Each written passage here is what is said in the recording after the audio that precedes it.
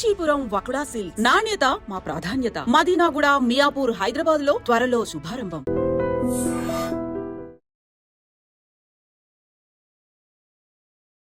Hello guys, welcome back to iDream media. ఈరోజు మనతో ఉన్నారు AMFI certified mutual fund distributor అయిన పిఎస్ చంద్రశేఖర్ గారు. ఒక కామన్ మ్యాన్ అనేవాడు ఎందుకు డబ్బులు సంపాదించుకోలేకపోతున్నాడు? ఇన్ఫ్లేషన్ అంటే ధరల పెరుగుదలను దాటి మరీ మనం సంపాదించుకుంటేనే మనకు ఒక సేఫ్ సెక్యూర్డ్ ఫ్యూచర్ అనేది ఉంటుంది. ఇప్పుడున్న లైఫ్ స్టైల్ పద్ధతి చూసుకున్నట్లయితే ప్రతి ఒక్కరూ కూడా ఒక ₹1,00,00,000 సంపాదించే అవసరం అయితే ప్రతి ఒక్కరికి ఉందని చెప్పాలి. ఒక హైదరాబాద్ లాంటి టైర్ 1 సిటీలో ఇల్లు కొనుక్కోవాలి అనుకున్నా, లేదంటే హెల్త్కి సంబంధించి ఒక మంచి డాక్టర్కి చూపించుకోవాలనుకున్నా, పిల్లల్ని మంచి స్కూల్స్లో చదివించాలన్న ఈ ఫైనాన్షియల్ గైడెన్స్ చాలా ఇంపార్టెంట్. సో దీనికి సంబంధించిన కీ పాయింట్స్ అనేవి ఈరోజు ఎపిసోడ్లో తెలుసుకుందాం. Hi sir. సార్, ఒక కామన్ మ్యాన్ అనేవాడు, ఒక సామాన్యుడు ఒక ₹1,00,00,000 సంపాదించుకోవాల్సిన అవసరం ఈ రోజుల్లో ఉంది. ఎందుకు అంటే ఒకప్పుడున్న ఖర్చులు వేరు, ఇప్పుడున్న ఖర్చులు వేరు.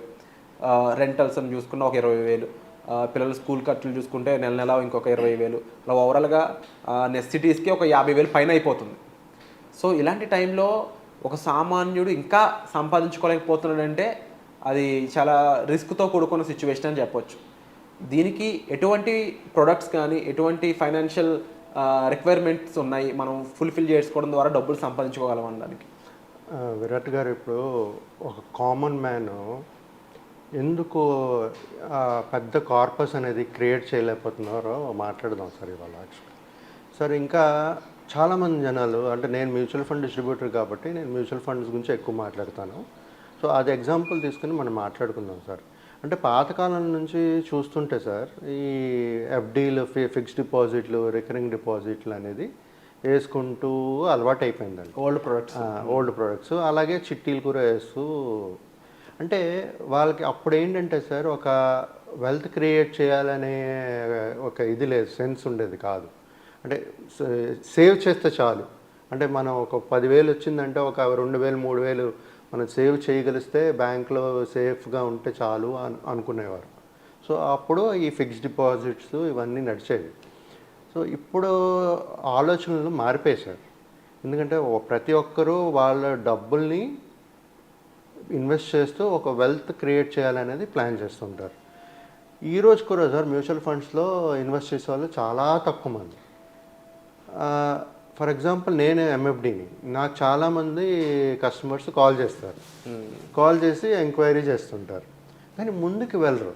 ఎందుకంటే ఇంకా అదే థాట్లో ఉన్నారు. అంటే మనం ఈ టైంలో మన రిస్క్ తీసుకోలేకపోతే మనకి రిటర్న్స్ అనేది రాదు. మీ జీవితంలో చూడండి, మీ నార్మల్ జనరల్ లైఫ్లో ప్రతి ఒక్క దగ్గర మీకు రిస్క్ అనేది ఉంటుంది, కానీ మీకు తెలియదు. మనం ఎప్పుడైతే మన డబ్బులు పెడుతున్నామో అక్కడ రిస్క్ ఉందా లేదా అని చూసుకుంటారు ప్రతి ఒక్కరు. అవునా కాదా విరాట్ గారు? ఇప్పుడు బ్యాంక్లో పెడతారు సార్, పాతకాలం నుంచి ఉండేది. అప్పుడు 1 lakh ఇన్సూరెన్స్ ఉండేది ప్రతి బ్యాంక్. ఇప్పుడు అది 5 lakhs చేశారు. 5 lakhs ఇన్సూరెన్స్. ఒకవేళ బ్యాంక్ ఆ దివాలా ఎత్తేస్తే ఆ 5 lakhs వరకే వాళ్ళకి సంబంధించోడు వెళ్తుంది, రైట్? సో ఈ కామన్ మ్యాన్ ఈ మ్యూచువల్ ఫండ్స్లో ఉండే రిస్క్, ఈక్విటీ అనుకోండి, లేకపోతే ఈక్విటీ మ్యూచువల్ ఫండ్స్ అనుకోండి, దీంట్లో ఇన్వెస్ట్ చేసేటప్పుడు మనకి ఒకటి బేసిక్ అండర్స్టాండింగ్ ఏంటంటే దీంట్లో రిస్క్ ఉంటుంది, కానీ లాంగ్ టర్మ్లో ఆ రిస్క్ అనేది మనం తగ్గించుకుంటూ బ్యాలెన్స్ పోర్ట్ఫోలియో చేసుకుంటూ ముందుకెళ్తుంటే మన ఆ కార్పస్ అనేది పెద్ద అమౌంట్ అనేది వెల్త్ క్రియేట్ చేసుకోవచ్చు. కానీ ఇప్పుడుండే కామన్ మ్యాన్లో ఏంటంటే సార్, ఆ ఫియర్ ఉండిపోయింది సార్. అంటే ఎందుకంటే వాళ్ళకి సంపాదించేది చాలా తక్కువ అమౌంట్, రైట్? ఆ అమౌంట్ని నేను ఇన్వెస్ట్ చేసి రేపు మళ్ళీ ఆ డబ్బులు పోతే అనే ఒక ఆలోచనలో ముందుకు రావట్లేదు. లెక్కలు మాట్లాడుకుందాం సార్. ఇక్కడ పర్సంటేజ్ కూడా క్లియర్గా మాట్లాడుకుందాం. నేను విన్నది చెప్తాను. ఇన్ఫ్లేషన్ అనేది దానికి అర్థం ధరల పెరుగుదల, ఎక్స్పెన్సెస్ అనుకుందాం. అది దాని పర్సంటేజ్ 7%, 8%, 6% అనుకోండి సార్. 6% అనుకోండి. సో మన దగ్గర ఉన్న డబ్బులు వచ్చే ఇన్కమ్ అనేది ఈ 6% కన్నా ఎక్కువ ఉంటేనే మనం వీటిని ఖర్చులు పోగా మన దగ్గర డబ్బులు మిగులుతాయి. సో మన వచ్చే ఇన్వెస్ట్మెంట్, మనం పెట్టే ఇన్వెస్ట్మెంట్ ఏదైతే ఉందో ఏ పద్ధతిలో ఎంత వస్తుందో ఒకసారి చెప్తారా? ఇప్పుడు విరాట్ గారు, మనం ఏదైనా ఒక ఇన్వెస్ట్మెంట్ చేసేటప్పుడు ఎఫ్డీ అవనండి, ఏదైనా అయింది, ఈరోజు ఇన్ఫ్లేషన్ 6% ఉందనుకుందాం సార్. సో మన పెట్టుబడి ఇన్వెస్ట్మెంట్, మన ఇన్వెస్ట్ చేస్తున్న అమౌంట్ ఒక వెల్త్ క్రియేట్ చేయాలి. అంటే దాని నుంచి మన ఒక 1000 రూపాయలు పెడితే దాని మీద 12% మనకు రావాలి, లేకపోతే ఒక 15% రావాలి. అంటే మోర్ దెన్ ఇన్ఫ్లేషన్. 6% ఇన్ఫ్లేషన్ అయితే కనీసం ఒక 10% అయినా మనకి రావాలి రిటర్న్స్. అలాంటి వచ్చేటప్పుడే ఆ వెల్త్ అనేది క్రియేట్ అవుతుంది. రేపు ఫ్యూచర్ జనరేషన్, అంటే ఈరోజు మనం 6% అయితే రేపు నెక్స్ట్ ఇయర్ పెరుగుతూనే ఉంటుంది ఇన్ఫ్లేషన్. సో ఎప్పుడైతే ఇన్ఫ్లేషన్ పెరుగుతూ ఉంటుందో అప్పుడు మన వెల్త్ కూడా రిటర్న్స్ కూడా మంచిగా రావాలి కదా. సో అదే 6%, 6.5%, 7% వస్తే మనకు వచ్చే 1% వెల్త్ క్రియేట్ అవుతుంది. ఇప్పుడు ఓవరాల్గా ఓల్డ్ న్యూ ప్రొడక్ట్స్ చూసుకుంటే ఏ ప్రోడక్ట్లో ఎంత పర్సెంటేజ్ వస్తుందో ఒకసారి చెప్తారా? ఇప్పుడు ఎఫ్డీలు వేసుకోండి సార్. ఎఫ్డీ తీసుకుంటే 6.5, సీనియర్ సిటిజన్ అయితే 7.25 సంథింగ్ వస్తుంది. Risk right. 6% అంటే మీరు 7% అనుకుందాం. ఇన్ఫ్లేషన్ జస్ట్ ఇన్ఫ్లేషన్ బీట్ చేస్తుంది, మేబీ 1%, 0.5% వస్తుంది అనుకో. సో అది రిస్క్. రైట్. ఆర్డీ కూడా అంతే. రికరింగ్ డిపాజిట్ అంటే ఎవరైతే ఒక లంసమ్గా వేయలేరో ఆర్డీ అనే ఫెసిలిటీ ఇచ్చారు బ్యాంక్ వాళ్ళు. ప్రతి మంత్ ఇన్వెస్ట్ చేసుకుంటారు, సేమ్ రిటర్న్స్ అనుకోండి. అది కాకుండా పీపీఎఫ్ వేసుకుందాం సార్. పీపీఎఫ్లో కూడా 8.1%, అక్కడ కూడా 1.5% క్రియేట్ అవుతుంది. అది ఆ 1.5% అనేది వెల్త్ కాదు. ఎందుకంటే రేపు ఇవాళ 6%, 6.5% ఇన్ఫ్లేషన్ ఉంటే రేపు మళ్ళీ పెరుగుతుంది. సో నెక్స్ట్ ఇయర్ అదే మళ్ళీ మీకు రిటర్న్స్ ఉంటుంది 8.1%. So how you're going to create a wealth? So మనం ఎప్పుడైనా ఇన్వెస్ట్ చేసేటప్పుడు మనకి ఎప్పుడైనా సమయం ఉండేటప్పుడు సార్, ఇప్పుడు ఈ మోడర్న్ వరల్డ్లో కొత్తగా మనకి ఎక్కడ ఇన్వెస్ట్ చేయొచ్చు, ఎక్కడ మనకి మంచి రిటర్న్స్ వస్తుందని ఒక కామన్ మ్యాన్ ఆలోచించాలి సార్. ఆలోచించి ఇప్పుడు ఈక్విటీ స్టాక్స్ కొనుక్కుంటారు కొంతమంది, కొనుక్కుని పెట్టుకుంటారు, చాలా లాంగ్ టర్మ్ ఇన్వెస్టర్. అది కూడా పెరిగే ఛాన్సెస్ ఉంటాయి. కానీ అక్కడ ఏంటంటే డైవర్సిఫై అవ్వదు కాబట్టి ఛాన్సెస్ అనేది పాజిటివ్ ఉండొచ్చు, నెగిటివ్ ఉండొచ్చు. అదే మ్యూచువల్ ఫండ్స్లో ఇన్వెస్ట్ చేసుకున్నారనుకోండి సార్, మీ పెట్టుబడిని 26 నుంచి 40 స్టాక్స్ వరకు డైవర్సిఫై చేస్తారు ఒక ప్లాన్లోనే. మా అలాంటి మ్యూచువల్ ఫండ్ డిస్ట్రిబ్యూటర్ ఇన్వెస్ట్ చేశారనుకోండి, మేమేం చేస్తాము, ఒక ప్లాన్లో కాకుండా ప్లాన్స్ కూడా డైవర్సిఫై చేస్తాము మేము. అంటే సెక్టర్స్ లార్జ్, మిడ్, స్మాల్ అని చెప్పి, మళ్ళీ థిమాటిక్ అని. సో ఇలాగా డైవర్సిఫై చేసుకునేటప్పుడు ఏంటంటే పోర్ట్ఫోలియో రీబ్యాలెన్సింగ్ అవుతుంది. మనకి రిస్క్ మెయిన్ సార్. ఈ కామన్ పర్సన్ రిస్క్ అనేది అర్థం చేసుకోవాలి. ఇప్పుడు ఫర్ ఎగ్జాంపుల్ మ్యూచువల్ ఫండ్స్లో ఇన్వెస్ట్ చేయడానికి సార్ కేవైసీ అనేది చేయించాలి. రైట్. వాళ్ళకి మేము అడిగే డాక్యుమెంట్స్ ఏంటి, ఫస్ట్ మీరు పాన్ నెంబర్ పెట్టండి, కేవైసీ అయిందో లేదో అని అడుగుతాం. పాన్ నెంబర్ ఇవ్వడానికే భయపడతారు జనాలు. ఎందుకు భయపడతారు జనాలు? ఎందుకంటే భయపడాల్సిన అవసరం ఉందా? లేదండి. ఎందుకంటే ఇప్పుడు పాన్ నెంబర్ మీకు ప్రతిదానికి ఓటీపీ లింక్డ్, లేకపోతే మీరు ఏదైనా సరే ఆథరైజ్ చేయవలసింది మీరు. దానివల్ల మిస్యూజ్ అంటే సైబర్ స్కామ్, సెక్యూరిటీ స్కామ్ వల్ల వాళ్ళు ఏదో చేయగలిస్తే చేస్తారు. కానీ బట్ ప్యాన్తో చేయొచ్చు అంటారు స్కామ్ అసలు? ఏమో సార్, లేదు. ఇప్పుడు పాన్, ఆధార్ లింక్డ్ కదా సార్, ఛాన్సెస్ అనేది తక్కువ. ఎందుకంటే ప్రతిదానికి ఓటీపీ వెళ్తుంది. సో అన్లెస్ అంటే వాళ్ళు ఫోన్లో ఏదైనా అన్నోన్ లింక్స్ ఓపెన్ చేసేసి అయితే అయ్యే ఛాన్సెస్ ఉంటాయి. అండ్ మోరోవర్ ఎవరైనా సరే జాగ్రత్త పడాలనుకున్నట్లయితే దాని ముందుగా వాళ్ళ డేటా సేఫ్గా ఉంచుకుంటే సరిపోతుంది. అవును సార్. ఇప్పుడు ఎక్కడైతే మనం చేయవలసింది అది చెయ్యట్లేదు మనం. ఇప్పుడు మ్యూచువల్ ఫండ్స్లో ఇన్వెస్ట్ చేయాలి, కేవైసీ చేయవలసిందే.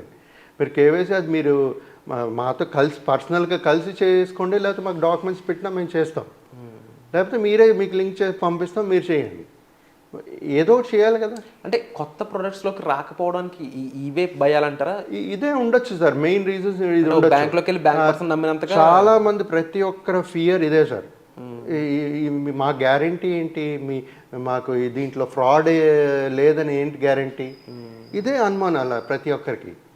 ఆ భయం అనేది ఉన్నరకు సార్ మనం ఇప్పుడు మీరు చూస్తున్నారు కదా పబ్లిక్లో, ఇప్పుడు మనం మాట్లాడుతున్నాము, యూట్యూబ్ ఛానల్స్ మనం మాట్లాడుతున్నాము, ఇవన్నీ ఫేక్ అవ్వదు కదా. పబ్లిక్గా మాట్లాడుతున్నాం, నా నంబర్ షేర్ చేస్తున్నాం, ఫ్రాడ్ ఎలాగవుతుందండి? అవ్వదు కదా.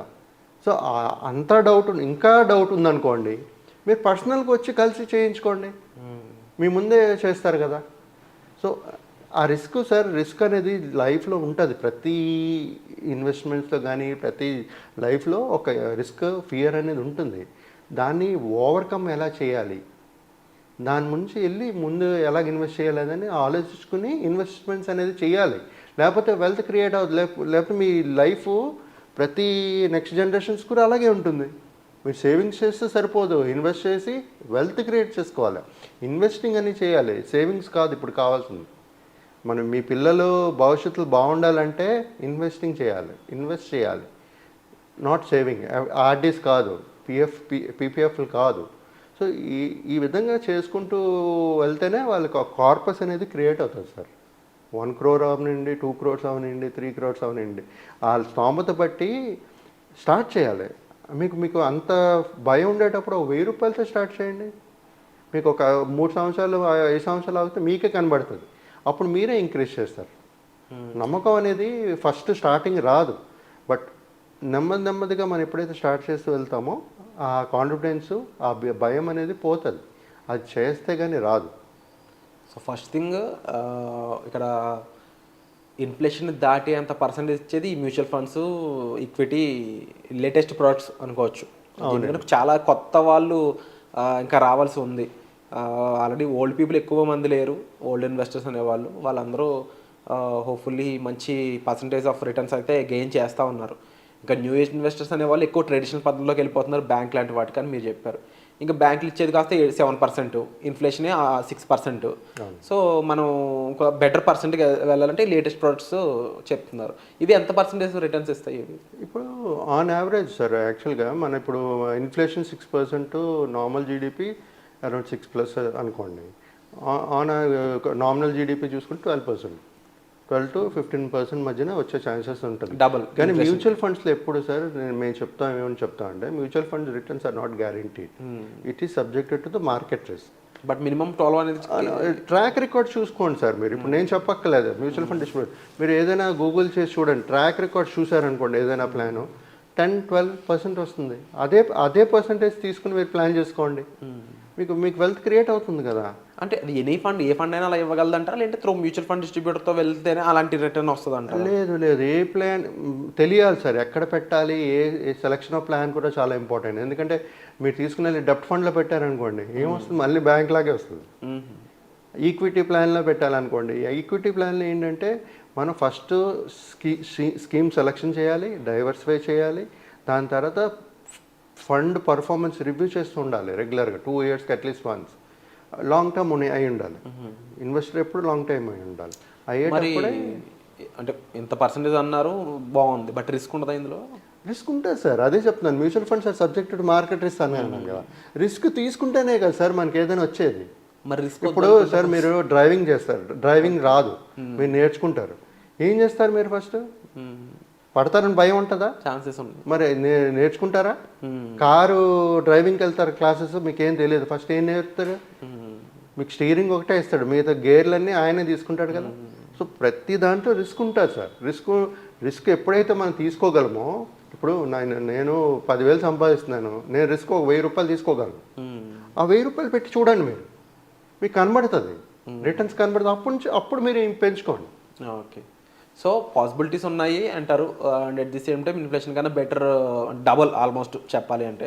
6 అయితే ఇన్ఫ్లేషన్ ఉంటే 12% ఇందులో రిటర్న్స్ వస్తున్నాయి. సో ఈ ప్రోడక్ట్కి సంబంధించి అయితే మంచి పాజిటివ్స్ అయితే చాలా ఎక్కువ కనిపిస్తూ ఉన్నాయి. ఒక కామన్ మ్యాన్ కూడా మంచి రిటర్న్స్ పొందడానికి ఒక వెసులుబాటు కల్పించే ప్రోడక్ట్ ఇది కనిపిస్తూ ఉంది.